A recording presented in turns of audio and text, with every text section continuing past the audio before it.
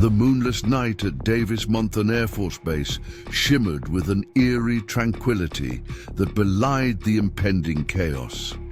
A relentless desert wind swept across the tarmac, carrying with it clouds of fine dust that swirled around the silhouettes of military aircraft, nature's accomplice in obscuring the calculated movements of shadows that shouldn't have been there. It was under this shroud of darkness that a daring infiltration would shake the foundations of American military security and ignite a firestorm of retribution led by those who once commanded the very skies now being violated.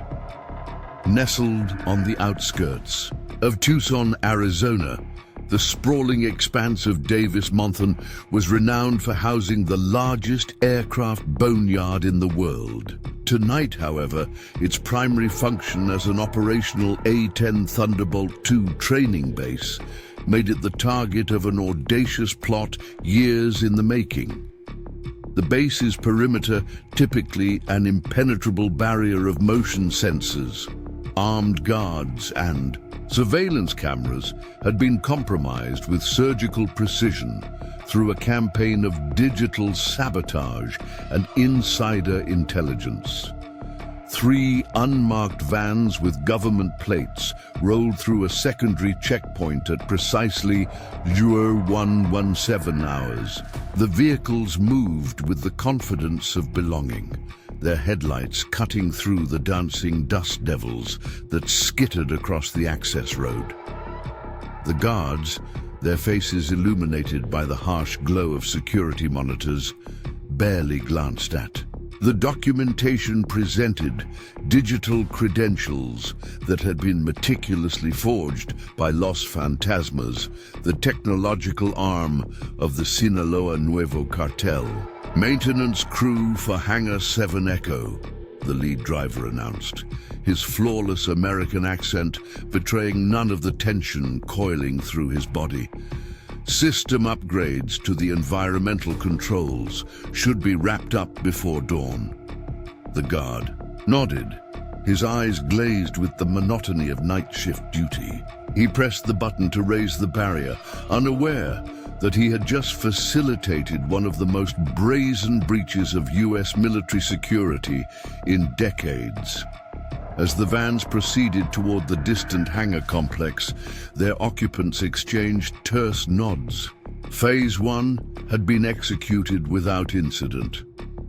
Inside the lead vehicle, Mateo El Águila Varga clenched his jaw as he navigated the labyrinthine network of taxiways and service roads. A former Mexican Air Force pilot whose career had been destroyed by corruption allegations, Varga had spent the last 5 years planning this exact moment, the culmination of his expertise and thirst for vengeance against the institutions that had failed him on both sides of the border. 3 minutes to target, he murmured into a concealed microphone, his words transmitted to the 12-person team distributed across the vans. Activate signal jammers on my mark. The air inside the vehicle was thick with anticipation. Each member of the strike team had been chosen for their specific skills. Ex-military, disillusioned contractors, and cartel enforcers united by the promise of a payday that would set them for life. What most didn't realize was that tonight's objective was far more than a simple theft. It was a demonstration of power that would reshape the balance of control in the ongoing shadow war between cartels and governments. As they approached Hangar 7 Echo, a massive structure designed to house and service the largest aircraft in the American arsenal, Varga raised his hand. 3, 2, 1, mark. In the third van, a technician flipped a series of switches on a custom-built console. Immediately, invisible waves of electromagnetic interference began pulsing outward, creating a bubble of electronic chaos that would temporarily blind security systems without triggering backup protocols. The digital intrusion was calibrated to appear as a system glitch rather than a deliberate attack, another layer of deception in an already intricate plan. The vans pulled up to the hangar's personnel entrance, and the team deployed with practiced efficiency, dressed in authentic maintenance uniforms and carrying legitimate-looking equipment cases that concealed their weapons and specialized tools. They moved with purpose toward the side entrance. The first 4 men established a perimeter, while Varga and his technical specialist approached the security panel. 60 seconds, the specialist whispered, connecting a device to the electronic lock that began cycling through encryption protocols. The small screen on his device flashed green, and with a satisfying click, the heavy door disengaged. Inside, the cavernous hangar was dimly lit by emergency lights that cast long shadows across the polished concrete floor. And there it sat, their target, the MV-22 Osprey, a marvel of military engineering that represented the pinnacle of vertical takeoff and landing technology. Its distinctive dual rotors and sleek fuselage made it look like a predatory bird at rest, unaware that it was about to be snatched from its nest. This particular Osprey wasn't just any transport aircraft.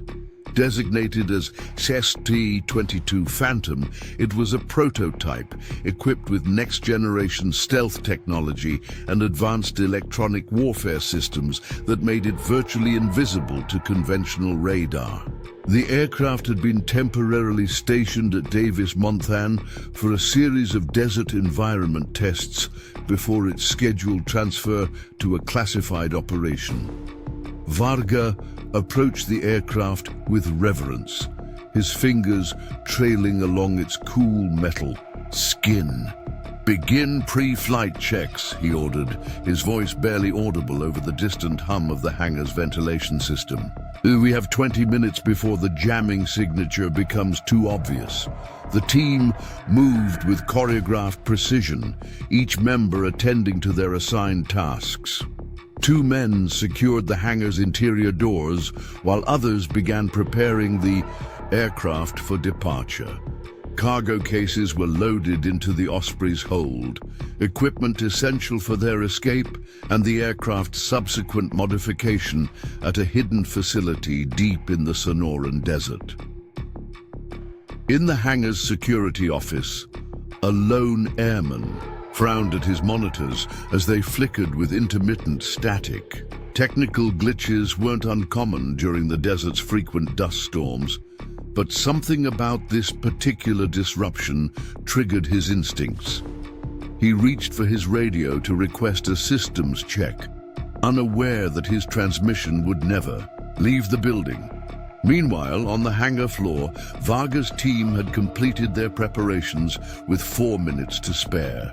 The Osprey's systems had been initialized, its engines warming up with a low building whine that seemed to resonate with Varga's accelerating pulse. He climbed into the cockpit, settling into the pilot's seat with the familiarity of a man returning home after a long absence.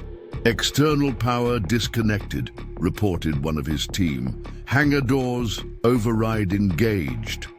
The massive doors began to part, revealing a slice of the Arizona night sky. Varga's hands moved across the controls with practiced fluidity, bringing the Osprey's engines to full power. The distinctive rotors began to tilt, transitioning from helicopter to aircraft configuration in a mechanical ballet that represented the pinnacle of aviation engineering. "We have company," came an urgent voice through his headset. "Security patrol approaching from the east perimeter." Varga's expression hardened. "Initiate distraction protocol." On the opposite side of the base, a series of predetermined explosions ripped through an abandoned storage facility.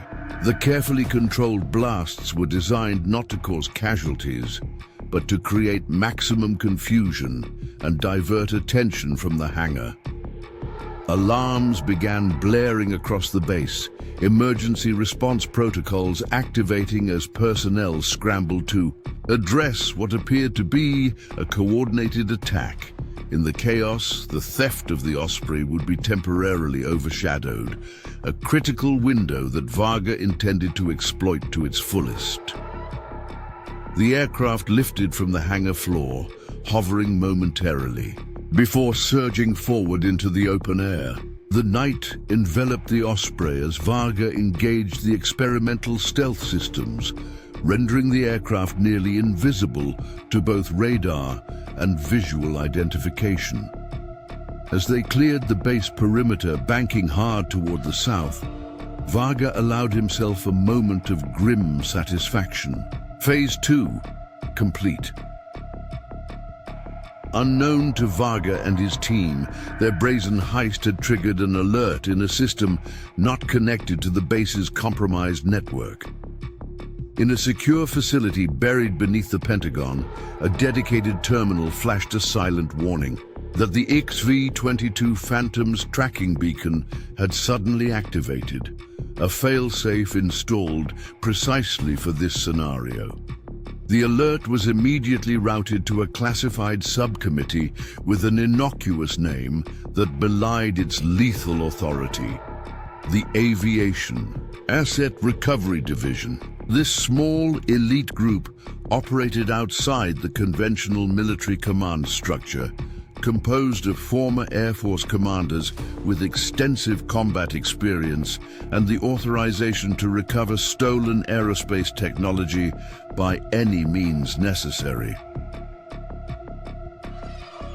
In a modest ranch house 30 miles east of Davis-Monthan, Colonel Eleanor Iron Eagle Reeves was awakened by the distinctive tone of her secure phone. Her eyes snapped open, years of combat deployments having conditioned her to transition from sleep to full alertness in seconds. The retired Air Force Special Operations Commander reached for the device, her expression hardening as she read the encrypted message that appeared on its screen. Phantom is airborne, unauthorized flight path. Asset recovery protocol initiated. Reeves swung her legs over the side of the bed, already calculating response scenarios in her mind. Her retirement 3 years ago had been in name only, a necessary cover for her current role as the field director of the Asset Recovery Division. She pressed a single button on the phone, activating a preset recall that would assemble her team. As she moved through her darkened home with practiced efficiency, gathering the essentials for what might become an extended operation, Reeves reflected on the irony of the situation. The Osprey had always been a controversial aircraft in military circles, plagued by development issues and accidents that had nearly seen the program cancelled multiple times. Now, this stolen prototype might become the catalyst for a confrontation that would expose the shadow war being waged along America's southern border. She paused briefly before a photograph on her wall, a group of pilots standing proudly before an earlier Osprey model. Her former squadron, the Night Stalkers, half of whom had been lost during a classified operation gone wrong in the Gulf of Mexico 3 years earlier. An operation that subsequent intelligence had linked to the very same cartel now bold enough to steal a military aircraft from a secure base. Reeves' eyes narrowed as she shouldered her go-bag. This wasn't just about recovering stolen technology anymore. This was personal. As the Osprey vanished into the vast desert night, two forces were now set on a collision course.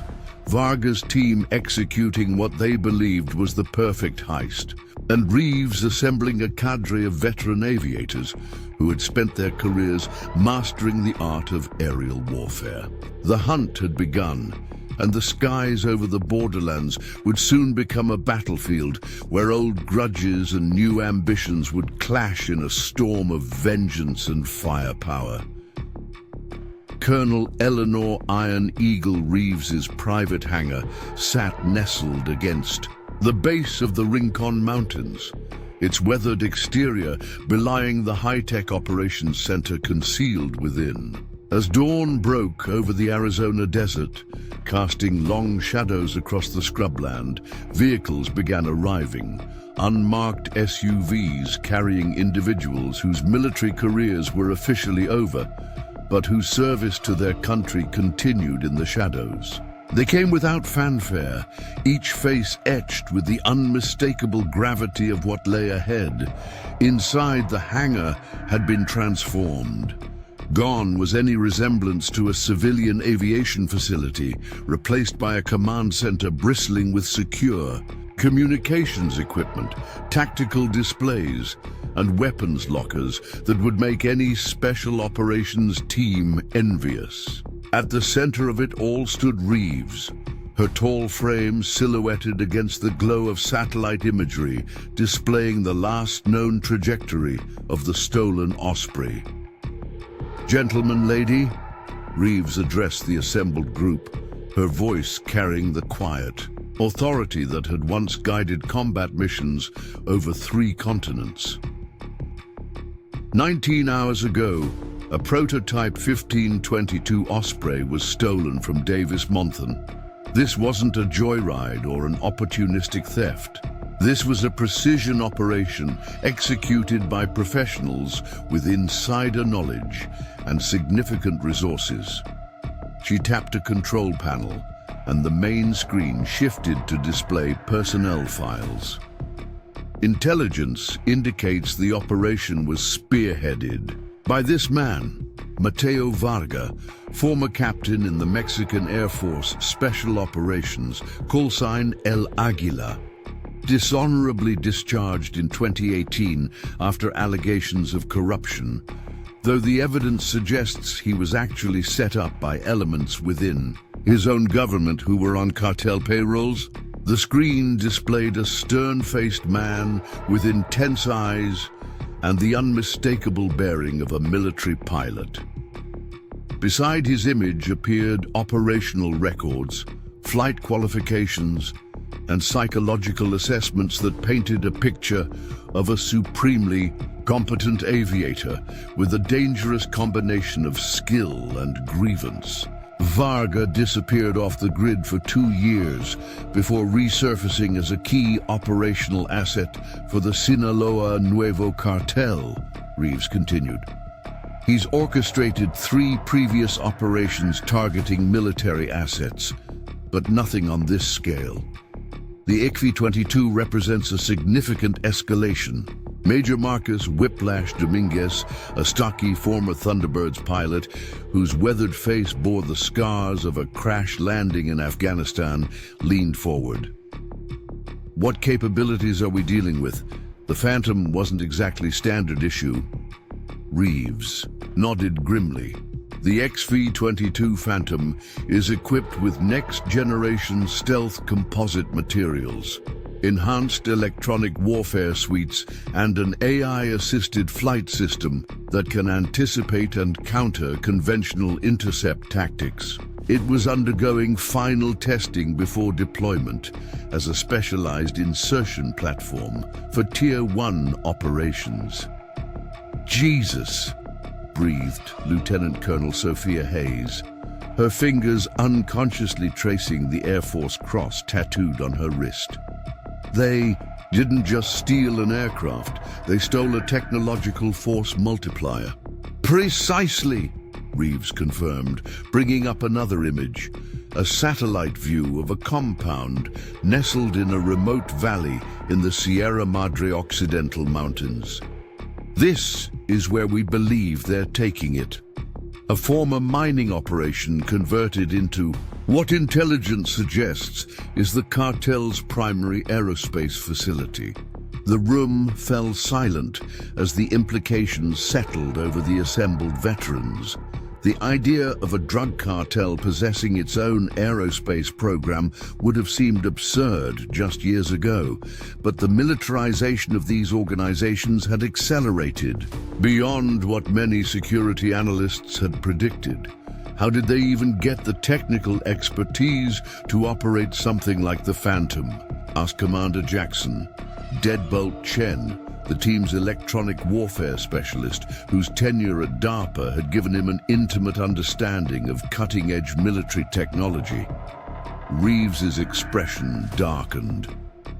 That's where this gets complicated. We have reason to believe they had help from someone with direct access to the Phantom program. She tapped another control, and a new file appeared on screen. The photograph showed a distinguished-looking man in an Air Force dress uniform, adorned with the insignia of a brigadier general. General Victor Harlow, former head of the Joint Special Operations Air Component and current senior advisor to the MV-22 program, Reeves explained, her voice taking on an edge that didn't escape her colleagues' notice. And my former commanding officer. A ripple of tension moved through the room. Harlow was a legendary figure in Air Force Special Operations, a visionary leader who had revolutionized aerial insertion tactics during his active service. The implication that he might be involved in compromise of the very technology he had helped develop was staggering. "Do we have concrete evidence?" Dominguez asked, his expression guarded. Like many in the room, he had served under Harlow during various points in his career. "What we have is a pattern," Reeves replied, bringing up a timeline on the screen. "Unauthorized access to the Phantom security protocols 2 weeks ago. Unexplained financial transactions through a series of shell companies linked to cartel operations. And most damning, Harlow's unexplained absence from a critical program review scheduled for the day after the theft." She paused, letting the weight of the accusation settle. 3 years ago, Operation Blackwater Mirage was compromised, resulting in the loss of half my squadron during what should have been a routine interdiction mission in the Gulf.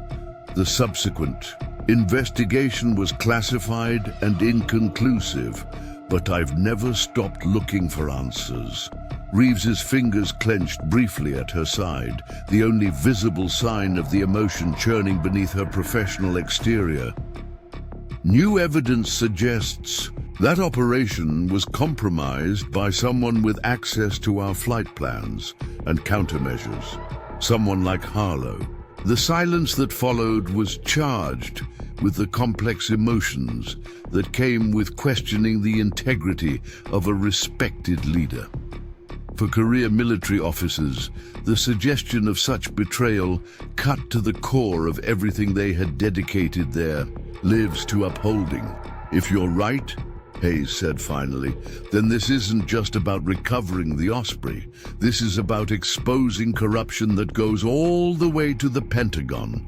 And that," Chen added gravely, "makes this mission considerably more dangerous than your standard asset recovery operation." Reeves nodded, her resolve evident in the set of her shoulders.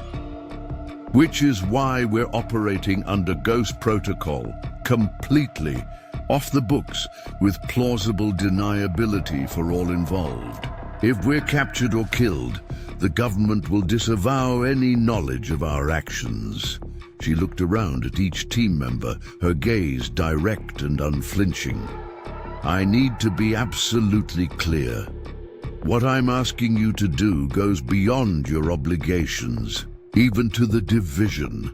This is personal for me, and I won't pretend otherwise. If any of you want to walk away, now is the time." Not a single person moved. The loyalty these veterans felt wasn't to abstract institutions or distant authorities. It was to each other, forged in the crucible of shared danger and sacrifice. "All right then," Reeves continued, allowing herself a brief smile of grim satisfaction. "Let's talk operational parameters."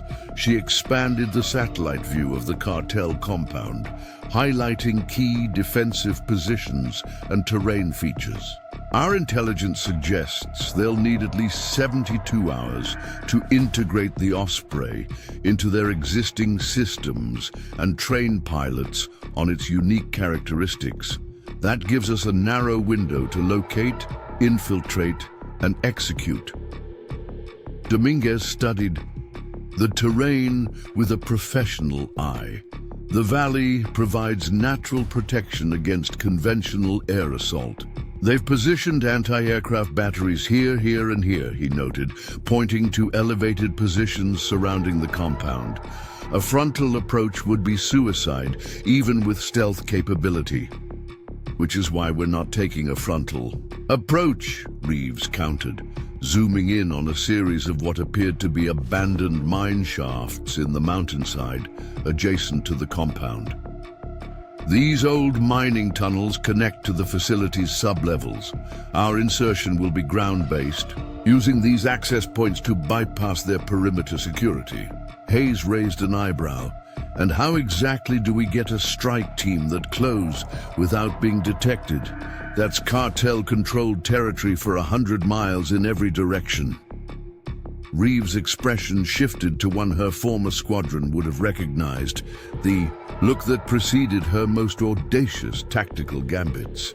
We go in disguised as what they're expecting, a technical team sent by their inside man to assist with the Osprey systems integration. She brought up detailed schematics of the MV-22's proprietary avionics and weapon systems. These are complex enough that Varga, despite his skills, will need specialized assistance to fully operationalize the aircraft. General Harlow would be expected to send trusted technicians to ensure the handover goes smoothly. Chen nodded slowly, appreciation dawning as he grasped the elegance of the deception. So we walk right through the front door, posing as the very team they're waiting for. Precisely, Reeves confirmed. We'll need convincing credentials and a thorough understanding of the Phantom systems, enough to maintain our cover until we can locate and secure the aircraft. And Harlow? Dominguez asked, the question hanging heavy in the air. Reeves' eyes hardened. If he's at the compound, we bring him in, alive if possible. I want answers before justice. The team spent the next hour dissecting the operational plan, identifying potential failure points and contingencies. As the briefing concluded, Reeves dismissed them to begin preparations, but held back Hayes with a slight gesture. When they were alone, Reeves retrieved a small package from a secure locker and handed it to her longtime friend and colleague. If I don't make it back, make sure this reaches the Joint Special Operations Command directly. It contains everything I've gathered on Harlow and the Blackwater Mirage operation. Hayes accepted the package solemnly, understanding the significance of what was being entrusted to her. You really believe he betrayed everything he stood for? That he's been working with the cartels all this time? Reeves stared out at the desert landscape, the morning sun now fully risen over the mountains. I believe power and money corrupt, more effectively than ideology ever could. And I believe I owe it to the pilots I lost to find out the truth, whatever it costs me. The weight of her words hung in the air between them, a testament to the burden of command and the price of loyalty, in a world where the lines between duty and vengeance had become perilously blurred. The unmarked Cessna Citation touched down on a remote airstrip just inside the Mexican border, its wheels kicking up clouds of dust from the hastily maintained runway. The private jet, emblazoned with the logo of a fictional aerospace consulting firm, had filed a flight plan to Chihuahua, but diverted at the last minute. A calculated risk that would buy Reeves and her team precious hours before their presence in Mexican airspace raised suspicions. As the aircraft taxied to a stop beside a weathered hangar, the team performed final equipment checks. Their disguises were impeccable, custom-tailored technician uniforms bearing the insignia of a defense contractor known to work on classified projects, credentials that would withstand all but the most thorough digital verification, and specialized equipment cases containing both legitimate diagnostic tools and concealed weapons. "Comms check," Reeves murmured, adjusting the nearly invisible earpiece that connected her to the team's encrypted network. One by one, her colleagues confirmed their systems were operational, their voices calm and measured despite the tension that hung in the air. A dust-covered SUV approached the aircraft as they disembarked, driven by their local contact, a DEA, deep-cover operative whose identity was known only to Reeves. The man, who introduced himself simply as Miguel, wore the world-weary expression of someone who had seen too much of the darkness that flourished in the borderlands. "The situation has changed," he informed them as they loaded their equipment into the vehicle. "There's unusual activity at the compound. Additional security personnel arrived yesterday, and they've established new checkpoints on all access roads." Reeves exchanged glances with Dominguez. This development suggested their timeline might be even tighter than anticipated. "Any indication they're expecting us? The real us?" Miguel shook his head. "No, but something has them spooked. My sources say Varga hasn't left the facility since the Osprey arrived. He's personally overseeing all aspects of its integration." "That's actually good news," Chen interjected, his fingers dancing across a tablet displaying the latest satellite imagery of the compound. "If he's hands-on with the technical work, it reinforces our cover story. They'll be expecting Harlow's team to interface directly with Varga." As they pulled away from the airstrip, the landscape transformed gradually from the arid flatlands of the border region to the rugged foothills of the Sierra Madre. The SUV wound its way along increasingly narrow roads, passing through small villages where curious eyes followed their progress, and roadside shrines stood as silent testament to the violence that had swept through these communities. "Approaching the first checkpoint," Miguel announced as they rounded a bend to find a crude barricade manned by armed men whose cartel affiliations were advertised by their tactical gear and customized weapons. "Everyone remember your backstory." The SUV slowed to a stop, and a heavily tattooed man approached the driver's side window. His eyes, hidden behind mirrored sunglasses, revealed nothing as Miguel presented documentation and explained their purpose. After a tense moment, the man stepped back and waved them through, his suspicions apparently satisfied by the credentials Reeves' team had prepared. "One down, two to go," Hayes muttered as they accelerated away from the checkpoint. The deeper they penetrated into cartel territory, the more the landscape bore the scars of an economy warped by drug money. Abandoned farms juxtaposed with opulent compounds protected by high walls and armed guards. The legitimate and illicit economies existing in uneasy proximity. The second checkpoint proved more challenging. A thorough inspection of their vehicle and equipment cases tested the team's composure, but their cover held. Chen's technical jargon about avionics integration protocols and neural network calibration procedures succeeded in boring the security personnel into curtailing their search before discovering the false bottoms in the equipment cases. As they approached the final checkpoint, a heavily fortified gateway directly outside the mining compound, Reeves mentally reviewed their extraction plan.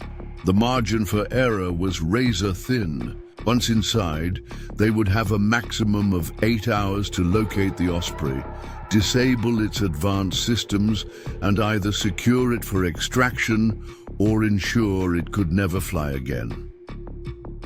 The compound itself was a study in contrasts. What had once been a utilitarian mining operation had been transformed into a fortress combining brutal functionality with occasional flourishes of cartel extravagance. Guard towers equipped with thermal imaging and machine gun emplacements overlooked a central courtyard where a decorative fountain featuring chrome-plated sculptures of mythological creatures seemed grotesquely out of place among the industrial infrastructure.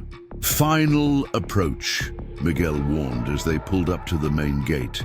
"After this, you're on your own." The security here was of a different caliber entirely. Men with military bearing and equipment that suggested formal training rather than cartel. Bravado. Their inspection was methodical, their questions precise. Reeves maintained her cover as the team lead with practiced ease, presenting authorization codes that Chen had extracted from intercepted communications between Harlow and the cartel leadership. General Harlow was very specific about the timeline. She informed the head of security, a man whose scarred face and watchful eyes marked him as a combat veteran. The integration protocols for the MV-22's neural network require calibration within a specific window following the initial power-up sequence. The security chief studied her credentials one final time before nodding curtly. "Varga is expecting you. Any deviation from the authorized work areas will result in immediate termination. Is that understood?" The threat, delivered in flawless English, hung in the air as Reeves maintained eye contact and nodded. "Perfectly." As the gates swung open and they pulled into the compound's main yard, the team caught their first glimpse of their objective. A massive hangar dominated the eastern edge of the facility, its doors partially open to reveal the distinctive silhouette of the Osprey within. Even from a distance, the aircraft's sleek lines and predatory profile sent a chill of recognition through the veteran aviators. The Phantom had been designed to inspire precisely this reaction, a perfect marriage of lethal capability and technological sophistication. "Remember," Reeves murmured as they parked and began unloading their equipment, "we maintain cover until we've confirmed the Osprey's condition and Harlow's involvement. Extraction protocol activates only on my signal." They were escorted into the hangar by a security detail whose attentiveness suggested they recognized the value of what they were guarding. Inside, the space had been converted into a sophisticated maintenance facility with diagnostic equipment and computer terminals surrounding the Osprey like technological sentinels. And there, standing beneath the aircraft's port wing with a tablet in hand, was Mateo Varga himself. In person, he projected an aura of controlled intensity that his personnel file hadn't captured. His eyes, calculating and perceptive, swept over Reeves and her team with the assessment of a predator evaluating potential threats. "You must be Harlow's specialists," he greeted them, his accent minimal but distinctive. "You're earlier than expected."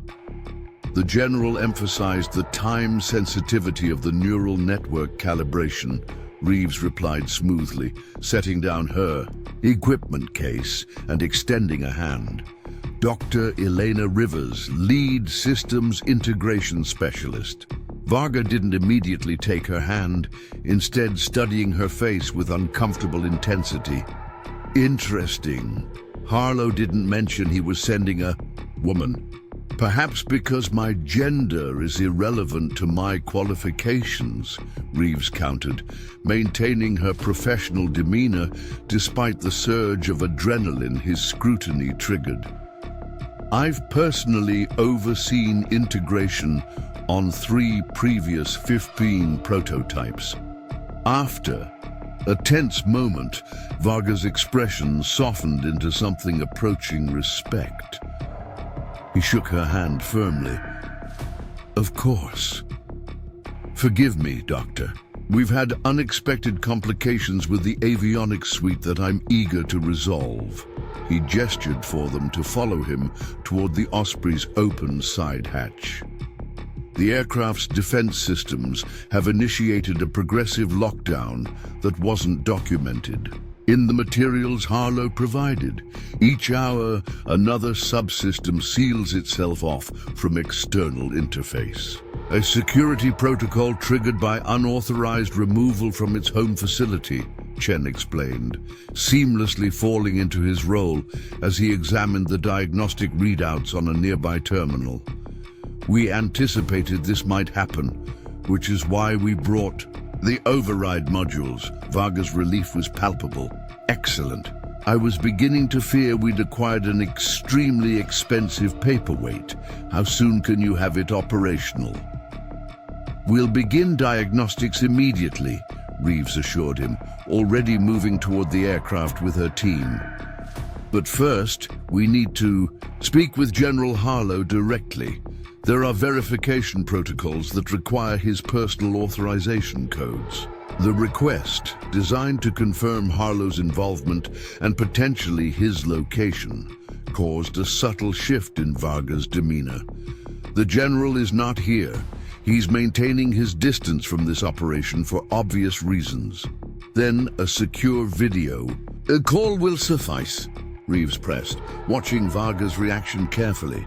"The neural interface verification requires biometric confirmation from the authorizing officer. It's a failsafe built into the XD program after the Henderson incident." The reference to a classified security breach from 3 years earlier was a calculated risk, something that only someone with intimate knowledge of the program would recognize. Varga's eyes narrowed slightly, but he nodded. "I'll arrange it. In the meantime, you may begin your preliminary assessments." As Varga stepped away to make the arrangements, Reeves and her team exchanged subtle glances. They had successfully penetrated the compound's outer security, established their cover, and were now within touching distance of their objective. If Varga arranged the requested call with Harlow, they would have confirmation of the General's betrayal. "Initial scan complete," Hayes announced quietly, having activated a concealed device in her equipment case that was mapping the hangar's security systems. 6 guards on rotation, 2 surveillance blind spots near the rear maintenance access, and what appears to be a connected bunker through those blast doors. Dominguez, meanwhile, had positioned himself to examine the Osprey itself. "Aircraft appears intact," he murmured, his expert eye cataloging subtle details. "Engine cowlings have been removed, and they've installed some kind of custom interface in the avionics bay. No visible weaponization yet." The team worked with methodical efficiency, their practiced movements conveying the expertise their cover identities claimed, while simultaneously gathering critical intelligence on the compounds. Layout and security protocols. Through careful positioning and coordinated movements, they managed to plant miniature electromagnetic pulse devices at strategic points around the aircraft. Insurance that would render critical systems inoperable if their primary objective failed. Reeves maintained her position nearest to Varga, monitoring his conversations with his security team while appearing absorbed in diagnostic procedures. The cartel leader's tension was evident in the tightness of his shoulders and the clipped nature of his commands. Something beyond their arrival was causing him concern. "Dr. Rivers," Varga called, beckoning her to join him at a secure communications terminal. "General Harlow will speak with you now." As she approached the terminal, Reeves felt a cold clarity descend over her thoughts. After 3 years of suspicion and investigation, she was about to confront the man she believed responsible for the deaths of her squadron members. Her hand instinctively brushed against the concealed sidearm beneath her technician's jacket as the screen flickered to life. The face that appeared belonged to a man she had once respected above all others, a mentor whose strategic brilliance had shaped her own military career. Now, she searched those familiar features for signs of the corruption that had led him to betray everything he once stood for. "General," she acknowledged, her voice steady despite the storm of emotions beneath. "We're ready to begin the neural interface verification." Harlow's expression betrayed no recognition as he studied her face, either a testament to his composure or an indication that Reeves' disguise was more effective than she'd anticipated. "Proceed with authentication protocol Sierra 9 Delta," he instructed. "Authorization code Blackwater Mirage 735. The code, incorporating the very operation where Reeves had lost her people, sent a jolt of rage through her that she carefully suppressed. This was the confirmation she needed. No coincidence could explain Harlow's choice of those specific words. "Authentication accepted, General," she replied, maintaining her professional facade while making a subtle hand signal to alert her team. "We'll proceed with the integration sequence." As the call disconnected, Reeves turned to find Varga studying her with renewed intensity, his earlier cordiality replaced by something more calculating. "Is there a problem, Doctor?" "No problem," she assured him smoothly. "We're ready to begin." Night descended over the cartel compound, bringing with it a tense stillness, broken only by the occasional patrol and the distant calls of nocturnal birds in the surrounding mountains. Inside the hangar, Reeves and her team had been working diligently on the Osprey for hours, establishing their credibility through genuine technical expertise, while systematically gathering intelligence and sabotaging key systems in ways that would not be immediately apparent. Varga had remained a near constant, a presence, his technical knowledge proving more extensive than they had anticipated. His questions were incisive, demonstrating a deep understanding of aviation systems that reinforced his background as a former military pilot. What had begun as a cursory oversight of their work had evolved into a collaborative technical discussion that required Reeves and her team to maintain their cover identities with flawless precision. "The neural interface architecture is unlike anything I've encountered," Varga remarked, examining a diagnostic readout with genuine fascination. "The system doesn't just assist the pilot, it anticipates actions based on historical performance data." Chen nodded, carefully balancing the need to appear cooperative while protecting sensitive information. "That's what makes the MV-22 unique. The interface learns from each pilot, creating a symbiotic relationship that improves response time and reduces cognitive load during complex maneuvers." As the conversation continued, Hayes maneuvered to the aircraft's starboard side, ostensibly to check sensor calibrations, but actually to plant another of their specially designed EMP devices. Her movements, practiced and efficient, drew no attention from the guards positioned around the hangar's perimeter. "Dr. Rivers," Varga called, interrupting Reeves's examination of the avionics bay, "would you join me for a moment? There's something in the technical specifications I'd like to clarify." Reeves approached the workstation where Varga had spread out several schematics, noting the tension in his posture despite his casual tone. Something had changed in his demeanor over the past hour, a subtle shift that triggered warning bells in her combat-honed instincts. "These power consumption matrices," he began, pointing to a complex diagram.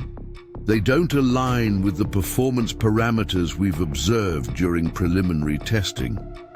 Reeves studied the schematics, immediately recognizing the discrepancy he'd identified, one that would indeed be apparent to someone with his expertise. "You're right," she acknowledged, deciding that honesty on this technical point would reinforce their cover. "The officially documented specifications are deliberately conservative. It's standard procedure for prototype aircraft to conceal their true capabilities in documentation that might be compromised." Varga's eyes narrowed slightly. "So Harlow provided us with incomplete information." "The General provided what he had access to," Reeves countered smoothly. "Even program administrators don't always have the complete performance envelope for DARPA-initiated projects." This explanation seemed to satisfy Varga, but as he turned back to the schematics, Reeves caught a glimpse of something on his tablet screen, a security alert showing thermal imaging of the compound's perimeter. The system had detected movement in one of the abandoned mine shafts that adjoined the facility. Her pulse quickened. Those tunnels were part of their planned extraction route, but no one from her team should have been there yet. Either they had been compromised, or someone else was taking an interest in the stolen Osprey. "If you'll excuse me," she said, maintaining a composed demeanor despite her internal alarm, "I need to check the calibration on the quantum positioning system. It requires adjustment every 4 hours during the integration process." Varga nodded, absently, his attention captured by a call coming through on his secure line. As Reeves moved back toward the aircraft, she caught fragments of his conversation. Terse instructions regarding perimeter security and orders to deploy additional guards to the western quadrant of the compound. She made brief eye contact with Dominguez, who had also noticed the change in atmosphere. With a subtle hand signal, she communicated the potential compromise of their extraction route. He acknowledged with an imperceptible nod, already mentally recalculating their options. Under the pretense of retrieving a specialized tool from one of their equipment cases, Reeves activated a secure communication channel to their support team, stationed just outside Mexican airspace. "Possible complication," she murmured, her voice masked by the ambient noise of diagnostic equipment. "Perimeter.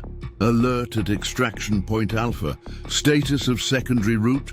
After a moment of static, a response came through her concealed earpiece. "Secondary route clear, but timeline has changed.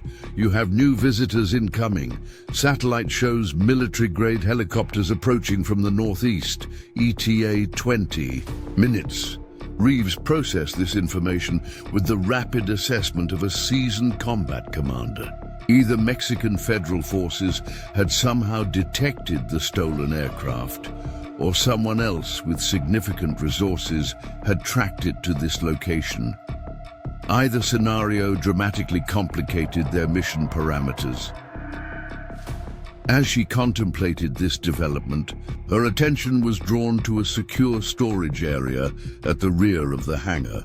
Two technicians were carefully unloading a cylindrical container approximately 2 meters in length, treating it with the caution reserved for hazardous materials. The container bore no markings, but its design was unmistakably military. The kind used for transporting specialized munitions. Catching Chen's eye, she directed his attention toward the container with a subtle glance. He maneuvered his position to get a better view, activating the specialized scanner concealed in his tablet as he did so. Meanwhile, Varga had concluded his call and was now engaged in intense conversation with his security chief. their expressions grave as they examined the alert on his tablet. Whatever had triggered the perimeter warning was being treated as a serious threat. "Dr. Rivers," Varga called suddenly, his tone carrying a new edge of authority. "I'm afraid we need to accelerate our timeline. How soon can the aircraft be ready for a test flight?" The question confirmed Reeves's suspicions. Varga was preparing for a potential need to relocate the Osprey. "The integration process can't be rushed beyond certain parameters," she replied, projecting professional concern. "Attempting a flight without completing the neural calibration sequence could result in catastrophic system failures." Varga's expression hardened. "That wasn't my question, Doctor. How soon?" Before Reeves could respond, Chen appeared at her side, positioning his tablet so that only she could see the screen. The scanner had identified the contents of the mysterious container, components for a dispersal system designed to aerosolize chemical or biological agents. A weaponization kit that could transform the Osprey from a transportation platform into a delivery system for mass casualties. The discovery elevated the stakes exponentially. If Varga intended to weaponize the Osprey with chemical agents, their mission priority shifted from asset recovery to prevention of a potential atrocity. "Minimum 6 hours for basic flight functions," Reeves answered Varga, buying time while she rapidly reassessed their options. "But weapon systems integration would require an additional 12 to 24 hours. Varga studied her face for a moment, seemingly weighing her expertise against his growing urgency. "You have 4 hours, he declared finally. "Focus only on flight capabilities. Weapons integration will be handled separately." As he turned to issue new instructions to his security team, Chen murmured under his breath, "They're planning to disperse something over a populated area. The container includes a GPS-guided release mechanism programmed with urban coordinates." The implications were chilling. The Osprey's stealth capabilities would allow it to penetrate defended airspace undetected, deliver its lethal payload, and withdraw before any response could be mounted. It was the perfect platform for a terrorist attack that could kill thousands. Reeves made an instant decision. Their mission parameters had just changed from recovery to prevention at all costs. "Prepare for Protocol Omega," she instructed her team quietly. Timeline accelerated to 60 minutes.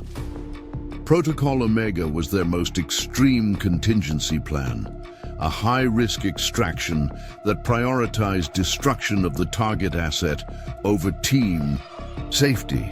It was a last resort option that acknowledged the potential sacrifice of team members to prevent a greater catastrophe.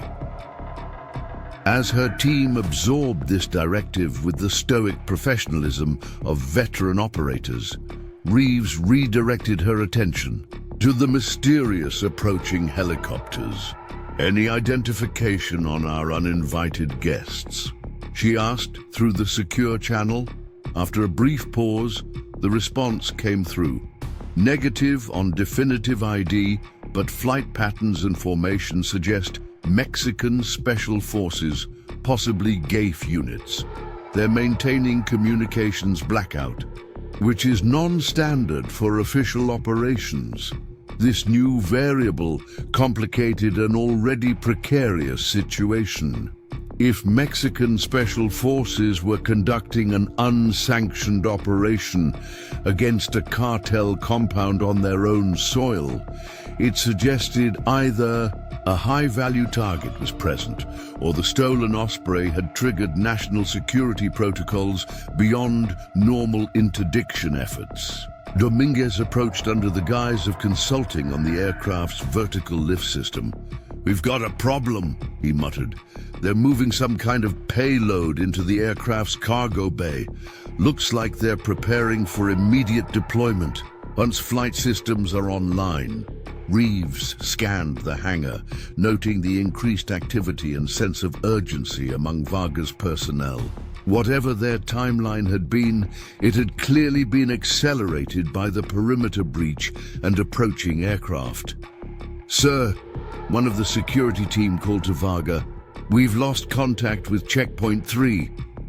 Varga's response was immediate and decisive. "Lock down the compound. I want all non-essential personnel in secure positions and defensive teams at their stations." He turned to Reeves and her team, suspicion now evident in his gaze. "Your arrival and these security breaches occurring simultaneously seems like an unlikely coincidence, Doctor. We were sent here to ensure the aircraft's operational status," Reeves replied calmly, maintaining her cover. "If someone else is targeting this facility, it suggests your operation has been compromised independently of our involvement." Their tense exchange was interrupted by a distant explosion that reverberated through the compound, followed by the distinctive chatter of automatic weapons fire. The perimeter had been breached. In the momentary distraction that followed, Hayes caught Reeves's eye and gave a nearly imperceptible nod. Confirmation that she had completed arming the EMP devices strategically placed throughout the aircraft. They were now ready to execute Protocol Omega, if necessary. As alarm klaxons began to sound throughout the facility, Varga's expression shifted from suspicion to cold determination. "Continue your work," he ordered Reeves. "If that aircraft isn't operational in the next hour, your usefulness will have expired." The threat in his words was unmistakable. He strode away, barking orders to his security detail and retrieving a compact assault rifle from a nearby weapons locker. Whatever was happening at the perimeter, Varga clearly intended to direct the response personally. The moment he was out of earshot, Reeves gathered her team close under the pretense of examining. "A diagnostic display. Change of plans," she instructed tersely. "The biological agent takes priority. We can't let that Osprey leave the ground with that payload aboard. Chen, how quickly can you access their deployment coordinates?" "Already working on it," he confirmed, fingers flying across his specialized tablet. "But their systems are heavily encrypted. I'll need direct access to their command console." Another explosion rocked the compound, closer this time, sending vibrations through the hangar floor. The sound of helicopter rotors was now audible in the distance, growing steadily louder. "Whoever our visitors are, they've just provided the distraction we need," Reeves observed. "Hayes, prepare the EMP devices for remote detonation. Dominguez, locate and neutralize that biological payload. I'll secure our exit route." As her team dispersed to execute their assignments, Reeves felt the familiar clarity that accompanied combat operations. A hyper-focused state where extraneous concerns fell away, leaving only the immediate tactical situation. What had begun as a covert asset recovery mission had evolved into something far more complex and deadly. And somewhere beyond the compound's walls, an unknown force was closing in, adding yet another layer of lethal unpredictability to an already volatile situation.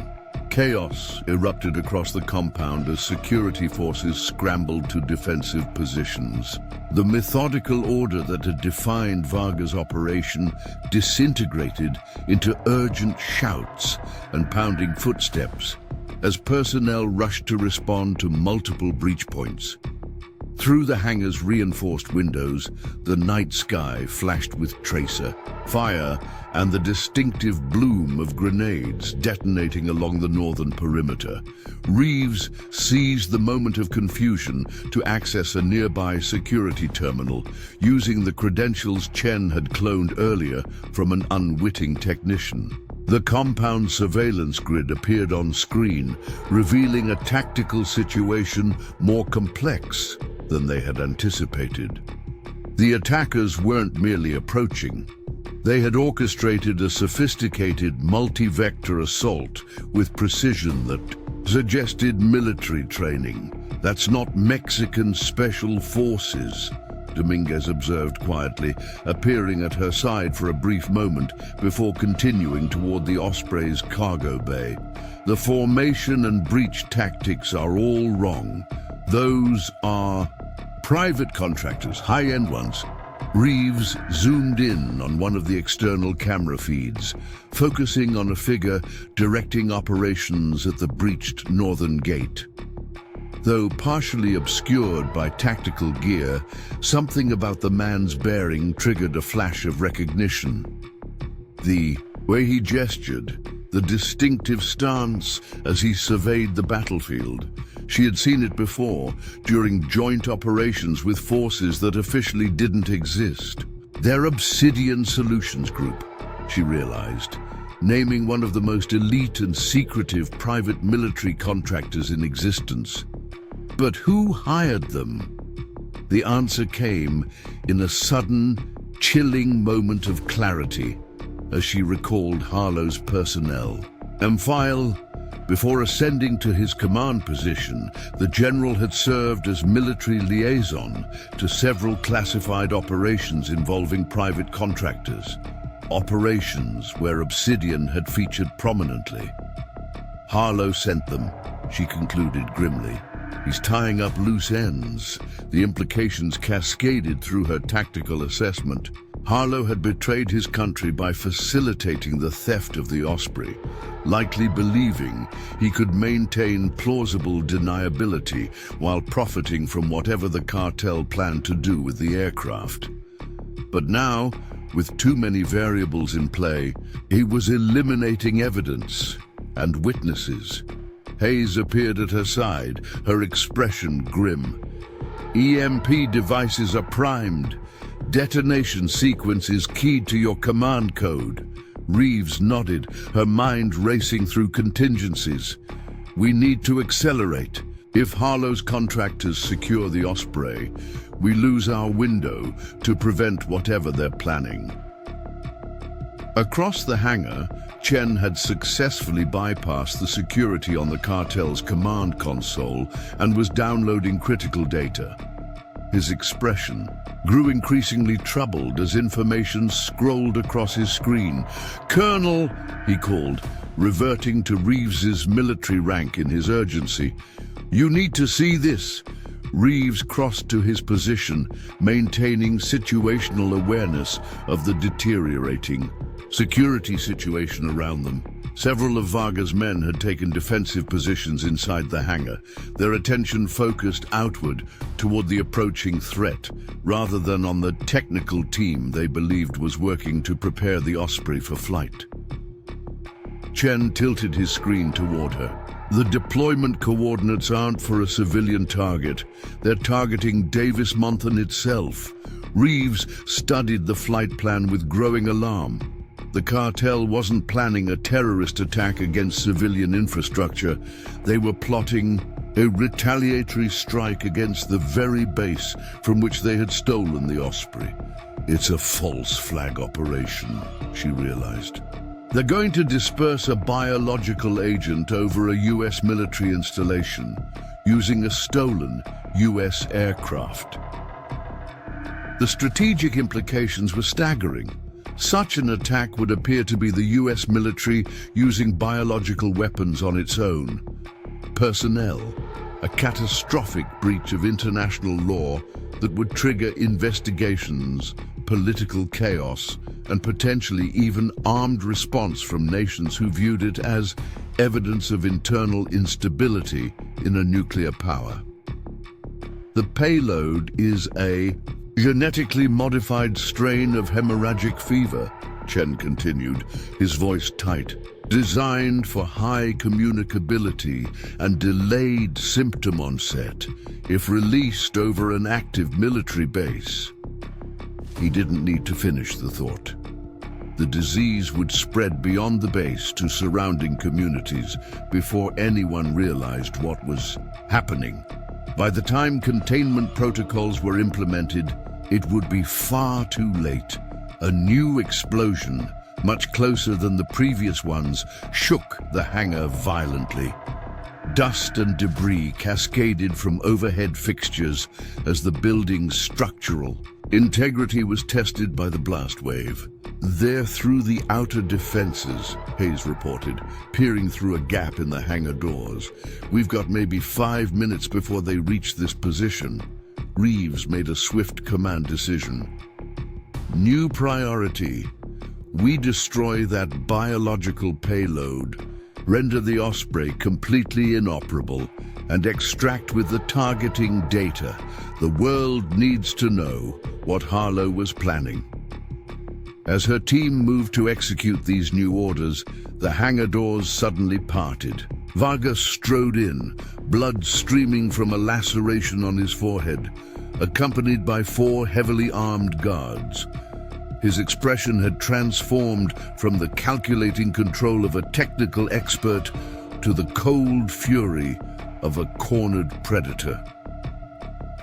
Security. Breach in Sector 7, one of his men reported urgently. They're targeting the command bunker and this hangar specifically. Varga's eyes narrowed as he surveyed the scene, taking in Reeves and her team's positions with newfound suspicion. Why would they focus on these 2 locations, I wonder? His hand moved to the sidearm, holstered at his hip. Unless they knew exactly what to look for, the situation balanced on a knife's edge. Reeves's team was scattered throughout the hangar, each focused on their assigned tasks for Protocol Omega.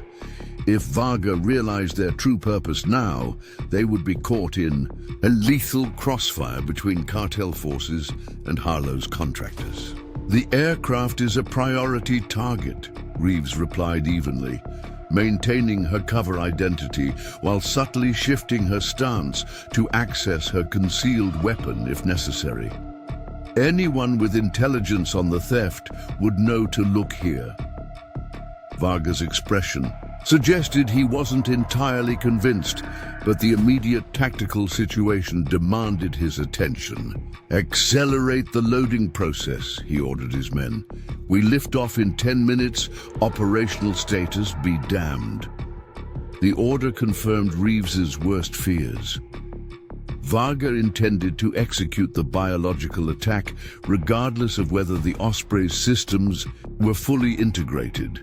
Even with compromised functionality, the aircraft could potentially reach its target before being intercepted. As Varga's men rushed to comply, Dominguez emerged from the Osprey's cargo bay, his expression grim but determined.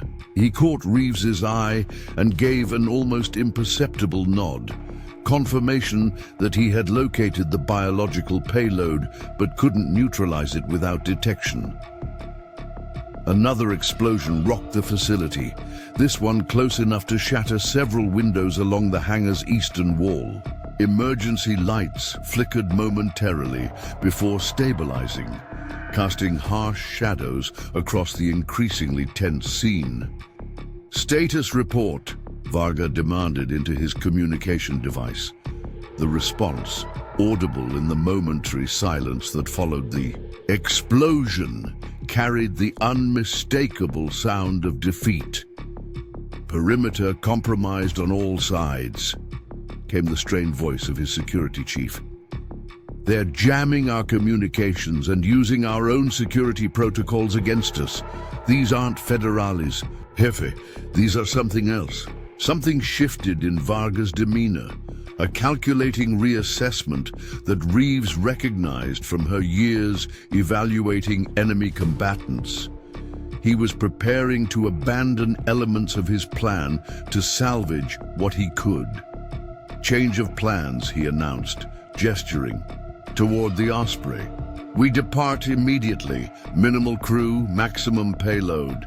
As his men rushed to comply, Reeves made eye contact with each member of her team, communicating a silent countdown. Their window for preventing catastrophe was closing rapidly.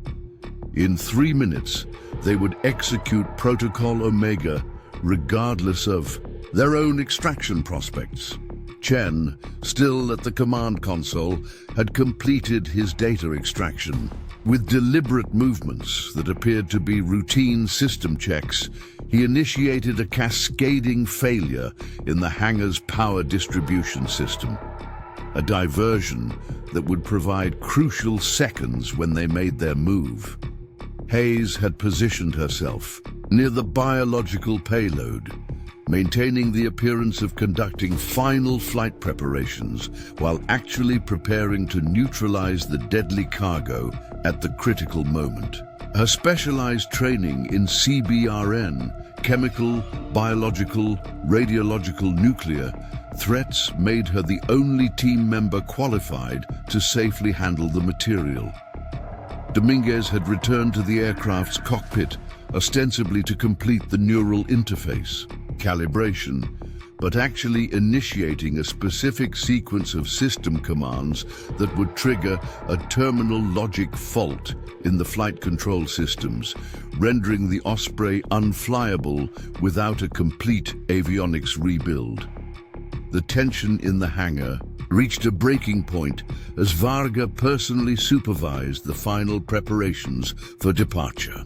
Outside, the sounds of combat grew closer, punctuated by the distinctive report of high-caliber sniper fire that suggested Obsidian's operators were eliminating key defensive positions with methodical efficiency. "Dr. Rivers," Varga called, gesturing. "Reeves toward the aircraft. You'll be accompanying us to ensure the systems remain operational during flight." It was both an order and a test, one that would force Reeves to either maintain her increasingly tenuous cover or reveal her true purpose. Before she could respond, the hangar was plunged into darkness as Chen's sabotage triggered a power failure across the facility's electrical grid. In the momentary confusion, Reeves activated her team's tactical lights, specialized illumination, devices that appeared standard until they strobed in a specific pattern, temporarily disorienting anyone not wearing the protective eyewear her team had discreetly donned earlier. "Protocol Omega, execute," she commanded, abandoning all pretense. As she drew her sidearm and fired with precision at the nearest armed guard, Hayes simultaneously moved to secure the biological payload, deploying a specialized containment protocol that would neutralize the agent while preserving evidence of its composition and origin. Chen initiated the data destruction sequences they had planted throughout the cartel's computer systems, erasing all traces of their infiltration while preserving the critical intelligence they had gathered. Dominguez, meanwhile, had launched himself from the cockpit toward the Osprey's main power distribution node, where access to critical systems would allow him to trigger their pre-planted EMP devices at the optimal moment. Varga, demonstrating the combat reflexes that had made him an elite military pilot, recovered from the strobing disorientation faster than his men. With remarkable accuracy despite the chaotic conditions, he fired at Reeves, the bullet grazing her left shoulder as she dove for cover behind the equipment console. The hangar erupted into a firefight, muzzle flashes illuminating the darkness in staccato bursts that created a surreal tableau of frozen moments. Varga's men scrambling for defensive positions, Hayes sealing the biological containment unit, Chen downloading the last fragments of critical intelligence before destroying the terminal. "EMP armed," Dominguez shouted over the tactical frequency, his voice barely audible above the gunfire. 30 seconds to detonation. The warning triggered the team's extraction protocol. They needed to clear the hangar before the electromagnetic pulse disabled all electronic devices within its radius, including their own communications equipment and any medical devices they might be carrying. Reeves fired precisely, not aiming, to kill, but to create a path toward their designated extraction point, a maintenance access at the rear of the hangar that connected to their secondary escape route. "Fall back in sequence," she ordered. "Chen, Hayes, Dominguez, go!" As her team executed the withdrawal pattern they had rehearsed countless times, Reeves maintained covering fire, her movements economical and decisive. 20 years of special operations experience guided every action, every decision calibrated to maximize their chances of completing the mission and surviving to deliver the intelligence they had gathered. Through the shattered windows of the hangar, she could see Obsidian's forces engaging the remaining cartel defenders in the compound's central courtyard. The private military contractors moved with the synchronized precision of apex predators, their superior training and equipment overwhelming Varga's security forces despite being outnumbered. 15 seconds until the EMP detonation. Reeves began her own retreat, moving backward toward the extraction point while maintaining fire discipline. As she reached the access door where her team awaited, a figure lunged from the darkness. Varga, blood streaming from a wound at his temple, but eyes burning with furious determination. "You!" he snarled, recognition finally dawning as he raised his weapon. "Valkyrie." The use of her old combat call sign confirmed what Reeves had suspected. Varga had been briefed on potential threats to the operation, including former Air Force Special Operations personnel who might be tasked with recovery of the stolen aircraft. 10 seconds. In the frozen moment that followed, as Varga's finger tightened on the trigger and Reeves calculated the odds of surviving. The shot versus missing the EMP's detonation window, the hangar doors exploded inward with a deafening concussion. Through the smoke and debris strode a figure in full tactical gear, weapon raised and already firing with lethal precision. 3 of Varga's remaining men fell before they could react, expertly neutralized with the minimum expenditure of ammunition. 5 seconds. Varga swung his weapon toward this new threat, momentarily forgetting Reeves in the face of the immediate. A danger. It was the opening she needed. With fluid efficiency, she closed the distance between them, disarming him with a precise strike before securing him in a submission hold. "Time to go," announced the tactical operator who had breached the door, voice muffled behind an advanced respirator, but unmistakably female. "Unless you want to be carrying that garbage as dead weight." 3 seconds. Reeves recognized the voice, despite its distortion. "Major Torres, I thought you were dead." The operator removed her helmet, revealing the face of Reeves's former protege, the pilot presumed killed during the compromised Blackwater Mirage operation 3 years earlier. "Explanations later, Colonel. Right now, we need to move. 1 second. "Down!" Reeves commanded, forcing Varga to the floor and shielding her eyes as the EMP devices detonated in synchronized perfection. The pulse swept through the hangar like an invisible tsunami, frying every electronic component in the Osprey, along with all ancillary systems. The aircraft's advanced avionics, the neural interface that represented years of classified research, and every piece of cartel communications equipment was simultaneously rendered into useless assemblages of metal and plastic. In the silence that followed, Broken only by the distant sounds of combat outside, Reeves looked up at the face of her former student, a woman she had mourned and whose death had driven her relentless pursuit of justice. "You've got one hell of a story to tell, Major," she said, securing Varga with zip ties as the EMP's effects settled around them like invisible snow. Torres's smile was grim. "So do you, Colonel. So do you." The subterranean maintenance tunnel beneath the hangar resonated with their hurried footsteps as Reeves, her team, and the unexpectedly resurrected Major Torres hustled a bound and seething Varga toward their extraction point.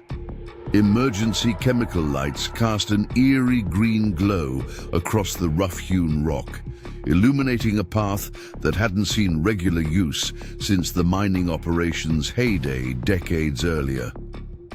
"Clock's ticking," Torres announced, checking a specialized timepiece that had been hardened against electromagnetic interference. "Extraction team is holding position for 7 more minutes. Then they're airborne with or without us."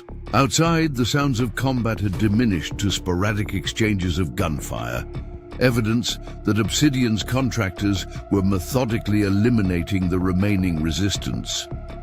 The EMP had temporarily disrupted their advanced communications and targeting systems, but professionals of their caliber would adapt quickly to the setback.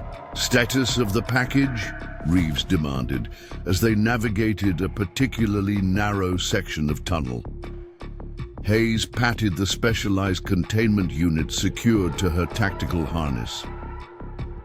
Neutralized but preserved for analysis, the delivery system was more sophisticated than anything I've seen outside of Samrid. Whoever designed this had access to classified bioweapons research. "And the flight data," Reeves continued, mentally cataloging their mission objectives.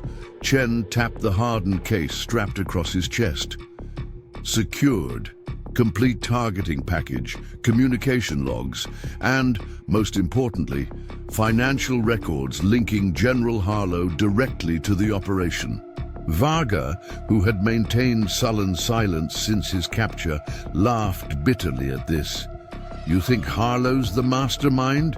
The puppet, not the puppeteer." The comment drew sharp glances from Reeves's team. Dominguez, bringing up the rear position with professional vigilance, momentarily focused his attention on their prisoner. "Elaborate," he suggested, the word carrying the weight of an unspoken threat. "Your precious general is just middle management," Varga scoffed, seeming almost eager now to share information that might complicate their understanding. "He provides access and technical expertise in exchange for a percentage, but he doesn't set strategy." Reeves studied Varga's expression in the dim light, her trained eye detecting no deception, only the calculated cooperation of a man reassessing his survival options. "Who does?" "The same people who arranged the death of your protégé here," Varga replied, nodding toward Torres. "The same people who've been using cartels as convenient bogeymen for decades while profiting from both sides of the drug war." Torres' expression hardened, and she shoved Varga forward with unnecessary force. "Keep moving. Save your conspiracy theories for your interrogation." "It's not a theory if it's documented," Varga insisted, stumbling but maintaining his narrative. "Why do you think the Osprey was equipped for a biological strike against your own base? You think that was my idea? A cartel vendetta?" The tunnel opened into a larger chamber that had once served as an equipment staging area during the mine's operational days. Rusted machinery and abandoned ore carts created a maze of obstacles that the team navigated with practiced efficiency. The timeline doesn't add up," Chen observed quietly to Reeves. "Harlow couldn't have arranged," Torres' extraction from Blackwater Mirage and established contact with Varga's cartel simultaneously. The operations would have overlapped. Reeves had already made the same calculation, her tactical mind constantly processing and re-evaluating as new information emerged. If Varga was telling the truth, and her instincts suggested he was, at least partially, then the conspiracy extended beyond a single corrupt general. "We need to move faster," Torres urged, checking her timepiece again. 5 minutes to extraction. As they pushed forward, Reeves fell into step beside her former protege, pitching her voice low enough that only Torres could hear. 3 years, Mia. 3 years I mourned you. Blamed myself for sending you on that mission. Torres kept her, eyes forward, her expression unreadable in the chemical half-light. "It wasn't your fault, Colonel. I was specifically targeted for recruitment." "Recruitment?" Reeves fought to keep the shock from her voice. "By whom?" "The same people who arranged this entire scenario," Torres replied cryptically. "Operation Kingmaker. That's all I can tell you until we're secure." The name triggered a distant memory, a classified briefing Reeves had attended shortly before her official retirement, where certain high-level counter-narcotics initiatives had been referenced, only by code names. Kingmaker had been mentioned exactly once, as a deep-cover operation so compartmentalized that not even the Joint Special Operations Command had full visibility into its parameters. Their conversation was interrupted as they reached a vertical shaft with a maintenance ladder leading upward. According to their intelligence, this access point would emerge in an abandoned storage shed, approximately half a kilometer from their extraction zone. "I go first, then the prisoner," Torres instructed, already grasping the rusted metal rungs. "Hayes and Chen follow with the packages. Dominguez and the Colonel cover our 6. The efficiency of Torres' commands suggested she was operating with authority independent of Reeves's team, a realization that added yet another layer of complexity to an already Byzantine operation. Who exactly was Torres working for now, and how did her apparent mission intersect with their own? As Torres ascended the shaft, Varga leaned closer to Reeves. "Your former student works for Obsidian now," he murmured, his voice pitched to carry no further than her ears. "The same people are trying to kill us both. Convenient that she appeared just as their assault team breached the compound, isn't it?" The suggestion sent ice through Reeves's veins, but she maintained her professional composure. Varga could be attempting to sow dissension, a classic tactic for a captive seeking to create opportunities for escape. Yet the timing of Torres's appearance had been suspiciously perfect. "Move," she ordered, shoving him toward the ladder after Torres had reached the top. Questions about loyalties would have to wait until they were safely extracted. One by one, the team ascended the shaft, emerging into a dilapidated shed whose corrugated metal roof had partially collapsed, offering a view of star-filled sky above. The night air carried the acrid scent of smoke and explosives, evidence of the fierce battle that had engulfed the compound. Torres consulted a ruggedized GPS unit. "Extraction point is 800 meters northeast. We'll need to cross open ground for the last 200. Satellite shows Obsidian forces concentrated on the southern perimeter, so we should have a clear path." They moved out in tactical formation, utilizing available cover and maintaining noise discipline as they navigated through the outskirts of the compound. In the distance, the glow of fires illuminated rising smoke columns, casting an apocalyptic pall over the landscape. As they approached the edge of the compound's northern perimeter, A chain-link fence topped with razor wire presented the final barrier between them and potential safety. Chen produced a specialized cutting tool and began creating an opening large enough for them to pass through. 2 minutes to extraction, Torres announced, surveying the darkness beyond the fence with enhanced night vision goggles. No movement detected along our route. The fence parted under Chen's ministrations, and they slipped through one by one, Varga requiring additional assistance due to his bound hands. Once clear of the perimeter, they increased their pace, moving in a controlled jog toward a small clearing where their extraction helicopter would momentarily appear. It was Hayes who first noticed the incongruity, a subtle shift in the ambient sounds around them. "Colonel," she whispered urgently, "listen." Reeves halted, signaling the others to do the same. In the momentary silence, she detected what had triggered Hayes's concern: the distinctive absence of nocturnal insects and wildlife sounds in their immediate vicinity. Nature's silence often preceded human intrusion. Ambush, she concluded instantly, drawing her sidearm as she scanned their surroundings. Defensive positions now.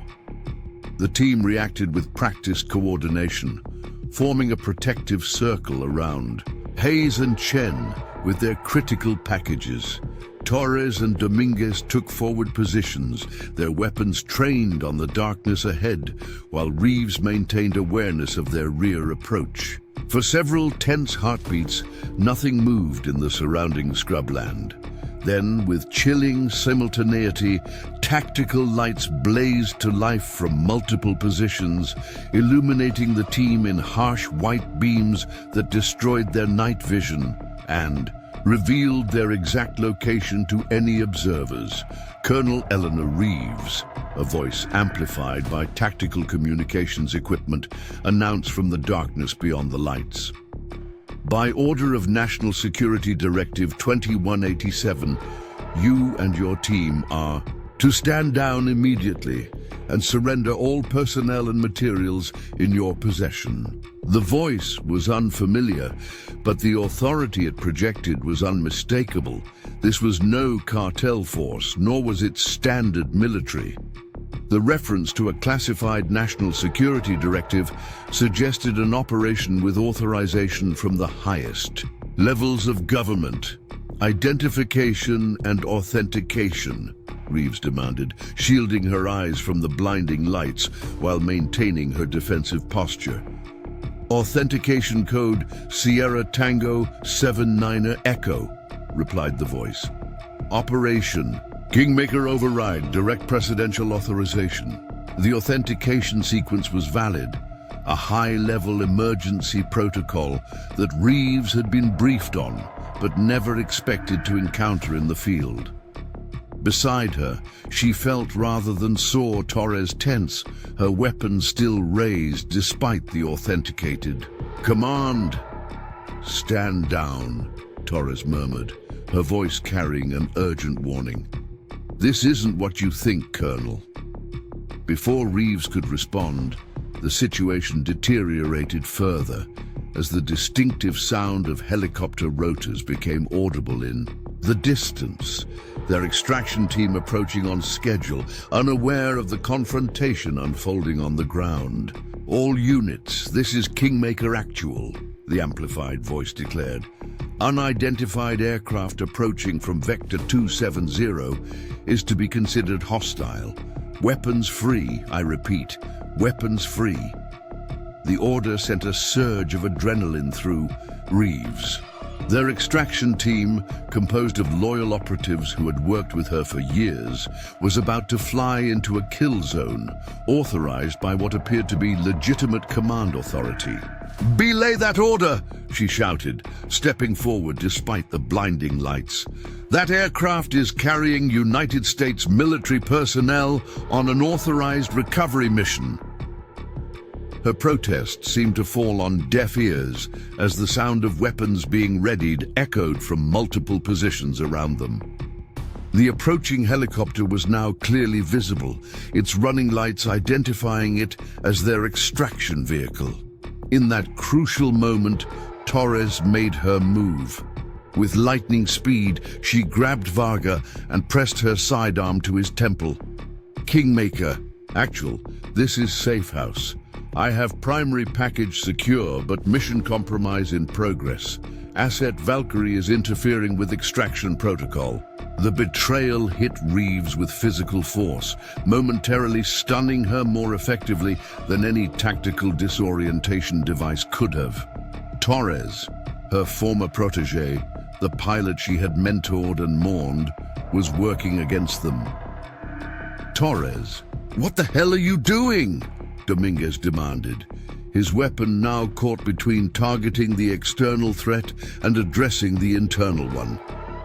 My job, Torres replied coldly. The same one I've been doing for the past 3 years while you've all been chasing ghosts. Varga isn't just a cartel pilot. He's a deep-cover CIA asset who's been feeding us information on the Sinaloa Nuevo cartel's connections to foreign intelligence services. The revelation cascaded through Reeves's tactical assessment, forcing a complete re-evaluation of everything she thought she knew about the operation. If Torres was telling the truth, then the entire scenario, from the Osprey theft to their recovery mission, might have been an elaborate intelligence operation designed to flush out corrupt elements within the military's senior leadership. The bioweapon? Hayes questioned, her hand still protectively covering the containment unit. Inert, Torres confirmed. A sophisticated facsimile designed to appear genuine under all but the most sophisticated analysis. The entire operation was constructed to identify who in the command chain would facilitate or attempt to prevent a false flag attack against American personnel. The approaching helicopter was now dangerously close, still apparently unaware of the standoff occurring at the extraction point. If the Kingmaker forces opened fire as authorized, loyal operators would die for nothing more than playing their unwitting parts in an intelligence charade. Reeves made a split-second decision based on decades of battlefield instinct. All Kingmaker units, this is Colonel Eleanor Reeves. Authentication code November Echo 726 Alpha. I am ordering stand down under Article 27 of the Special Access Protocol. Acknowledge. Article 27 was rarely invoked, a provision that allowed field commanders to challenge potentially unlawful orders, even from higher authorities, if they believed American lives were being unnecessarily endangered. Whether the Kingmaker units would honor it remained to be seen. For a moment that stretched into painful eternity, nothing happened. The helicopter continued its approach, now less than 30 seconds from touchdown in the small clearing. Torres maintained her position with Varga, her expression unreadable in the harsh tactical lighting. Reeves's team held their defensive positions, caught in the impossible space between multiple converging threats. Then, with a suddenness that was almost anticlimactic, the tactical lights surrounding them shut off, plunging the scene back into natural darkness. The amplified voice spoke once more, this time with a note of something approaching respect. Authentication acknowledged, Colonel. Stand down authorized for extraction team approach. All personnel are to proceed to secondary. Rally point for immediate debrief and extraction. Operation Kingmaker Phase 3 is now active. As the helicopter settled into the clearing, its rotors whipping dust and vegetation into miniature cyclones, Reeves turned to Torres, questions burning in her eyes, despite the tactical situation still unfolding around them. Was any of it real? She asked. The question encompassing everything from the threat of the stolen Osprey to Harlow's betrayal. Torres finally lowered her weapon from Varga's head, her expression softening slightly. The aircraft was stolen. The cartel is real. Harlow's corruption is real, but the context, that's what you don't know yet. As they moved toward the helicopter, Varga glanced back at Reeves with an expression that mixed resignation and something approaching respect. "Welcome to the real war, Colonel," he said, his voice nearly lost beneath the roar of the rotors, the one that doesn't appear in any briefing documents or operational orders. The cryptic statement hung in the air as they boarded the aircraft. The culmination of one mission instantly transforming into the beginning of something far more complex and potentially more dangerous than a simple asset recovery operation. As the helicopter lifted off, banking away from the compound where fires still burned from the obsidian assault, Reeves gazed down at the aftermath of what she now understood was merely one move in a much larger game. A game whose true players and ultimate objectives remained, shrouded in layers of deception and classified directives. Whatever Operation Kingmaker truly entailed, she was now irrevocably part of it. And somewhere above them all, pulling strings that connected stolen aircraft to cartel operations to the highest levels of military command, were forces that had orchestrated this entire scenario for purposes she was only beginning to glimpse.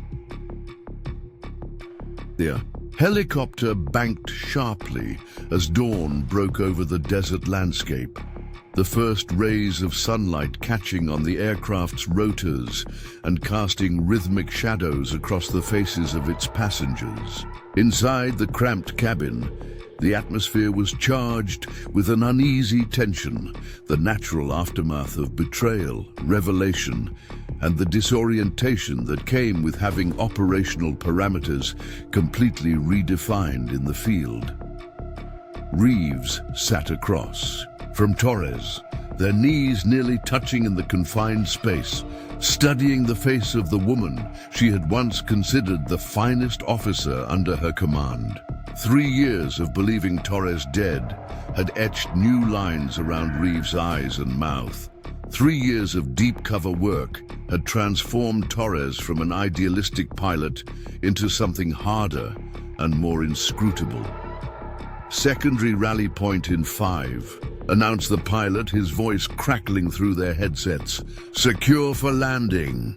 Through the helicopter's side window, Reeves could see their destination coming into view.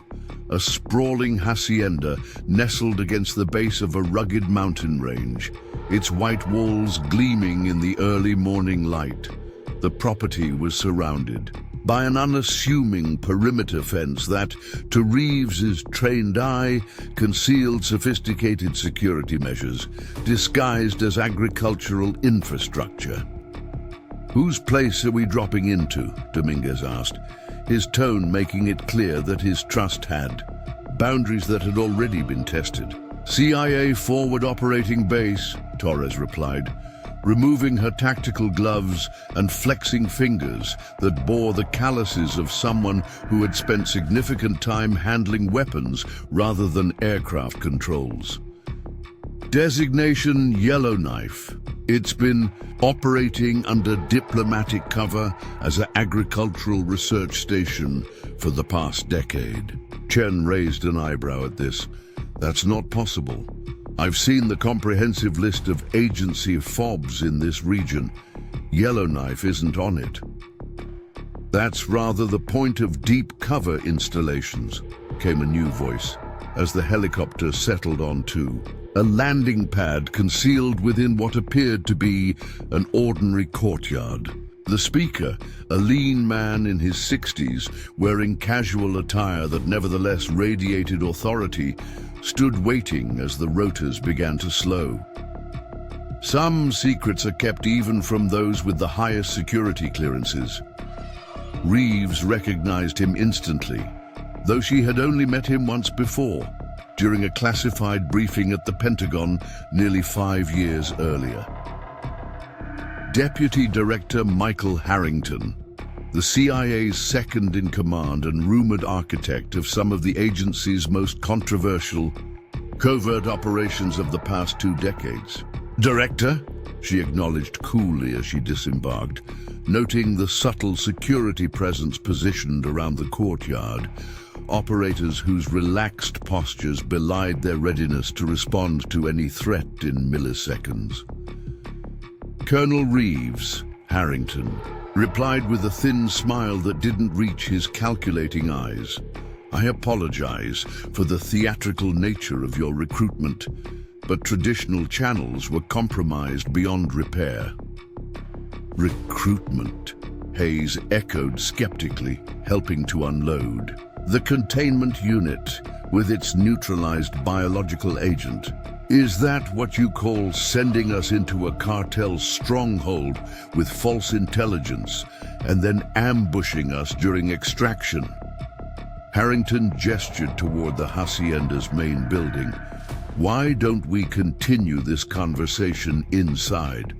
The morning sun in these mountains can be unforgiving, and we have much to discuss." As they followed him through intricately carved wooden doors into a spacious interior courtyard, Reeves noted that Varga was being escorted separately by 2 operatives whose bearing suggested Delta Force or similarly elite training. The cartel leader, or CIA asset if Torres was to be believed, caught her eye briefly, his expression unreadable before he disappeared through a side passage. The courtyard opened into a modern command center that occupied what had originally been the hacienda's great room. Advanced communications equipment, tactical displays, and workstations staffed by intelligence analysts created a stark contrast with the colonial architecture surrounding them. "Welcome to Yellowknife," Harrington announced, gesturing toward a conference area where refreshments had been arranged. One of only 3 facilities in the Western Hemisphere where certain operations are planned and executed completely outside the normal chain of command. "Under whose authority?" Reeves demanded, accepting a cup of coffee but remaining standing. While her team positioned themselves with tactical awareness around the room, a habit formed through decades of operations in potentially hostile environments. "Direct presidential finding," Harrington replied, seemingly unfazed by their wariness. "Renewed by each administration since 2006. With oversight from a select congressional subcommittee whose members rotate every 18 months to prevent institutional capture." Chen, who had been examining one of the tactical displays with professional interest, turned toward Harrington. "This isn't just about a stolen aircraft, is it? The Osprey theft was bait." "Perceptive," Harrington acknowledged with a slight nod. "The MV-22 was indeed stolen, but its theft was facilitated. We needed to create circumstances that would force certain elements within both the US military establishment and the cartel power structure to reveal themselves." Torres stepped forward, taking up position beside Harrington in a way that clearly indicated her alignment. "Operation Kingmaker has been active for 5 years. Tracking the infiltration of military procurement and classified technology transfers by a coalition of foreign intelligence services working through cartel proxies." "And General Harlow?" Reeves asked, the betrayal of her former commander still a raw wound despite the contextual shifts of the past 12 hours. "A necessary sacrifice," Harrington replied dispassionately. "His corruption was genuine. We simply provided him opportunities to expand it in ways that would expose his network. His contacts with the Sinaloa Nuevo cartel opened doors that would have remained closed to conventional intelligence operations." The clinical detachment with which Harrington described using a decorated general's corruption as an operational asset sent a chill through the room. Hayes and Dominguez exchanged glances that communicated their shared discomfort with both the tactics and their implications. The bioweapon threat? Hayes questioned, gesturing toward the containment unit they had secured from the compound. Entirely fictional, as Major Torres indicated, Harrington confirmed. The material inside that container is a sophisticated simulant developed by our Biological Countermeasures Division, identical in virtually every detectable characteristic to weaponized hemorrhagic fever, but completely inert. Even if it had been deployed, the worst it would have caused is a minor respiratory irritation. Reeves processed this information with the disciplined analytical mind that had made her one of the Air Force's most effective special operations commanders. Each revelation shifted her understanding of the operational landscape, but certain inconsistencies remained. If this was an agency operation from the beginning, why use the Asset Recovery Division at all? She challenged. Why not deploy your own specialized teams? Harrington gestured for them to sit at the conference table, an invitation that Reeves and her team accepted with lingering reluctance. Once seated, he activated a secure display embedded in the table's surface, bringing up personnel files. There, own because of who you are, he explained, cycling through detailed dossiers that contained information far beyond standard military records. Colonel Eleanor Iron Eagle Reeves, decorated Special Operations Commander with 27 successful high-risk extractions. Major Marcus Whiplash Dominguez, former Thunderbirds pilot with unparalleled expertise in experimental aircraft systems. Lieutenant Colonel Sophia Hayes, the military's foremost expert in CBRN countermeasures. Commander Jackson Chen, whose work in electronic warfare at DARPA remains classified at levels above my own clearance. He paused, letting the implications of his knowledge settle. You weren't selected for this operation because of your technical skills, impressive though they may be. You were selected because of your psychological profiles and moral frameworks. You were testing us, Dominguez realized, his expression darkening. This entire operation was an elaborate loyalty test. Torres leaned forward, her posture suggesting she was taking a more active role in the briefing. Not testing loyalty to an institution, she clarified. Testing adherence to principle when faced with apparent corruption at the highest levels. There's a difference.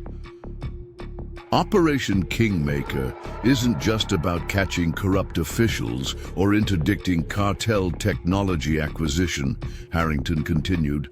It's about identifying individuals within the military and intelligence communities who can be trusted to operate in the gray spaces where traditional oversight breaks down. He manipulated the table display to show a complex network of connections, linking military procurement officials, defense contractors, cartel figures, and foreign intelligence operators. We're facing a new kind of threat, one that doesn't recognize traditional boundaries between criminal enterprises, terrorist networks, and state-sponsored espionage. The Sinaloa Nuevo Cartel isn't merely a drug trafficking organization. It's become a sophisticated proxy for multiple foreign intelligence services seeking access to advanced American military technology. And Varga? Reeves pressed, still uncertain of the supposed cartel leader's true role in this intricate deception. Former Mexican Air Force Captain Mateo Varga was recruited by the agency 5 years ago after he was set up by corrupt elements within his own command structure. Torres explained. His apparent disgrace and subsequent recruitment by the cartel was carefully orchestrated to position him as our primary deep cover asset within their aerospace division. Harrington nodded approvingly at Torres's explanation. Varga has provided invaluable intelligence on technology transfers between the cartel and foreign military interests. The Osprey theft was his most dangerous assignment yet, one that required authentic military credentials and piloting skills that couldn't be faked. The scope of the operation was breathtaking in its complexity and audacity. Reeves found herself simultaneously impressed by its strategic conception and disturbed by the ethical compromises it entailed. "So where does that leave us?" Chen asked, his analytical mind already processing the implications for their futures. "Now that we've passed your elaborate test, what happens next?" Harrington's expression shifted subtly, the first genuine emotion he had displayed since their arrival. "That depends entirely on you. Operation Kingmaker has entered its final phase. We've identified most of the corrupt network within military procurement, but we've yet to expose the senior leadership, the individuals who have been orchestrating technology transfers to hostile foreign powers through cartel intermediaries." "And you think we can help you get to them?" Hayes surmised. "I know you can," Harrington affirmed, "because the final target is someone you all know intimately, someone whose position makes them virtually untouchable through conventional intelligence operations." Torres activated another section of the display, bringing up a personnel file that caused a collective intake of breath from Reeves's team. The photograph showed a distinguished four-star general whose reputation for integrity and technical brilliance had made him a household name in military circles. "General Lawrence Westfield," Torres announced grimly. "Current Vice Chairman of the Joint Chiefs of Staff, former Commander of Air Force Special Operations Command, and the architect of a systematic program to funnel advanced aerospace and weapons technology to foreign adversaries through an elaborate network of corrupted procurement officials and cartel proxies." Reeves stared at the image in disbelief. Westfield had been her commanding officer before Harlow, a mentor whose guidance had shaped her career and operational philosophy. The idea that he could be at the center of a treasonous conspiracy seemed almost inconceivable. "That's not possible," Dominguez objected, voicing the skepticism they all felt. "Westfield has been vetted more thoroughly than almost anyone in the military. He's undergone multiple polygraphs, background investigations, financial audits, all of which can be manipulated when you're the one setting the standards for the investigations," Harrington countered.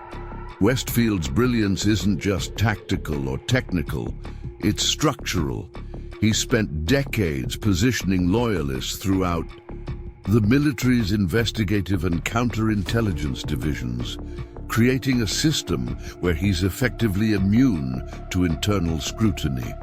Torres expanded the display to show financial records, communication logs, and surveillance photos linking Westfield to key figures in their investigation.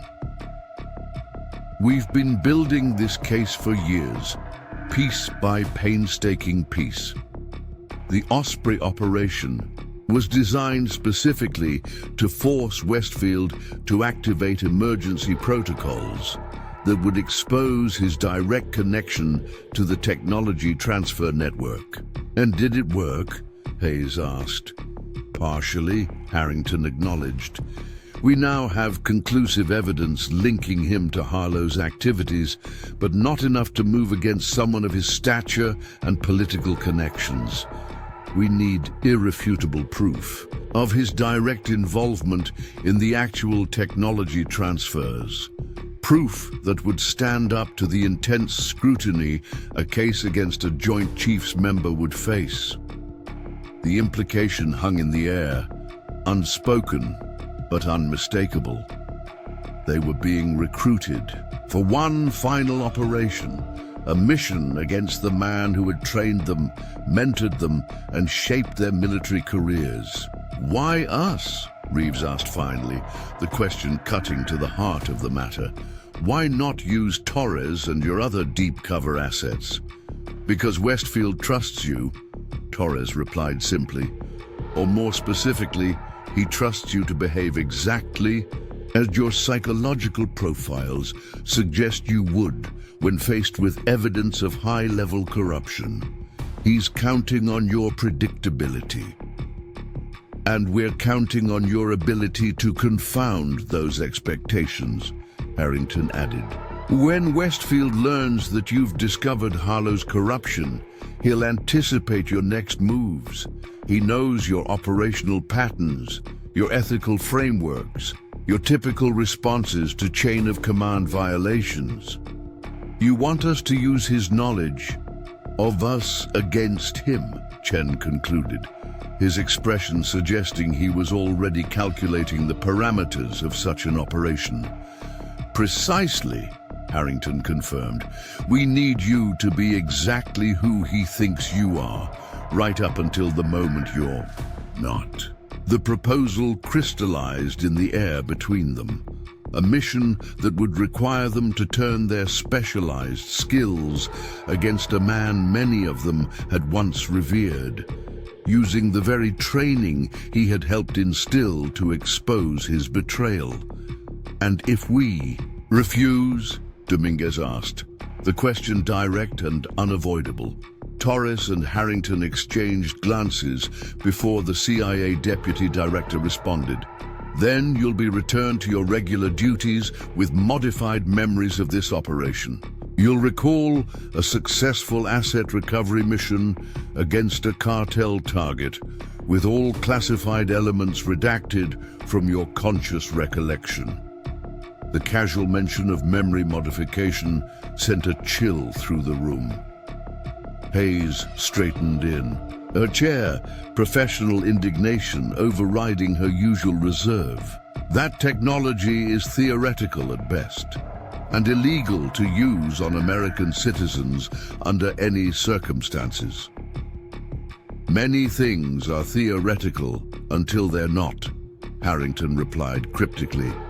"But I sincerely hope we don't need to explore that contingency.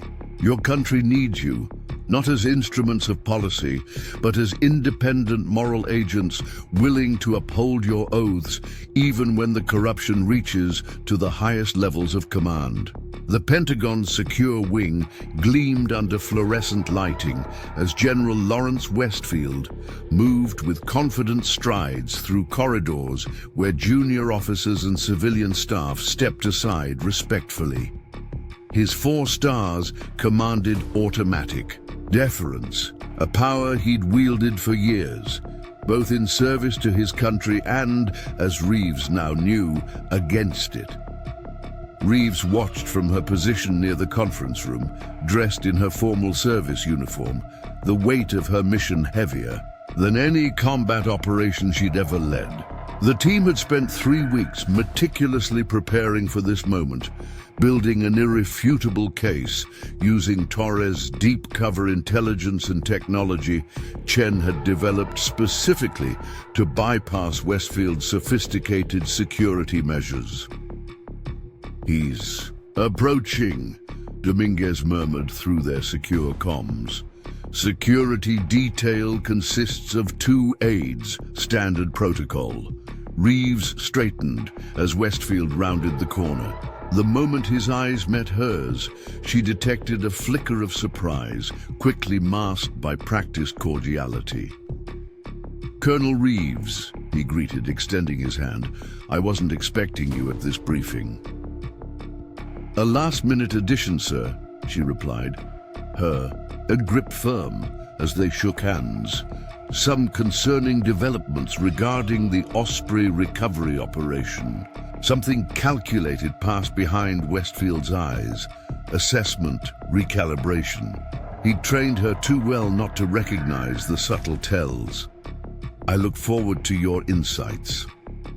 Inside the conference room, Hayes and Chen were already seated alongside. Several senior Pentagon officials and representatives from intelligence agencies. Westfield took his position at the head of the table with the confidence of a man who believed himself untouchable. "Let's begin," he announced, activating the room's secure protocols. "I understand we have updates on the Mexican incursion?" Reeves rose, activating the presentation she and Chen had prepared. "Yes, sir, though not the updates you're expecting." The screens around the room suddenly displayed financial records, encrypted communications, and surveillance photographs, all linking Westfield directly to the technology transfer network they had uncovered. His expression remained composed, though his fingers tensed almost imperceptibly on the tabletop. "What is the meaning of this, Colonel?" he demanded, authority still resonating in his voice. "Operation Kingmaker," she replied evenly. "An investigation into high-level military corruption and technology transfers to hostile foreign powers through cartel intermediaries." The room fell silent as the evidence mounted on screen. Irrefutable connections between Westfield and operatives they had tracked across 3 continents. Footage showed his clandestine meetings with known foreign agents, financial transfers, through elaborate shell companies, technical specifications flowing through channels he had personally established. "This is absurd," Westfield declared, though the confidence in his voice had diminished slightly. "I don't know what evidence you think you have." "We have Varga," Torres announced, entering the room flanked by federal marshals. "Your primary conduit to the Sinaloa Nuevo cartel has been cooperating extensively with federal prosecutors." Westfield's gaze hardened as he recognized Torres. "Major Torres, I was informed you died during Blackwater Mirage. Reports of my death were greatly exaggerated," she replied coolly, "and necessary to place me where I could document your operations from the inside." For a fraction of a second, Westfield seemed to consider denying everything, but the weight of evidence projected around him was overwhelming. Instead, his posture shifted subtly from defensive to calculating. "You've misunderstood the nature of these operations," he stated, addressing the room rather than Reeves specifically. "These were sanctioned intelligence-gathering initiatives designed to feed disinformation to our adversaries." "That explanation might work," Chen interjected, "if we hadn't recovered the actual technology packages you transferred. The XV-22's neural interface architecture wasn't disinformation, General. It was a direct transfer of classified systems that put American lives at risk." Westfield's eyes narrowed as he assessed his options. The other officials in the room were already exchanging concerned glances, their expressions shifting from confusion to growing alarm. "This is a matter of national security that goes beyond conventional understanding," Westfield declared, reaching for his secure phone. "I need to contact the Secretary directly to clarify the classified nature of these operations." As federal agents moved to take Westfield into custody, he maintained the dignified bearing that had characterized his military career. Only those who knew him well would recognize the subtle tells of a man whose carefully constructed world was collapsing. "Colonel Reeves," he said as they prepared to escort him from the room, "you were always my finest student. I taught you everything I knew about command and tactical thinking." "Not everything," she corrected him. "You never taught me how to betray my oath." The room emptied of officials as Westfield was led away, leaving only Reeves' team and Harrington. For a moment, no one spoke, each processing the gravity of what had just transpired.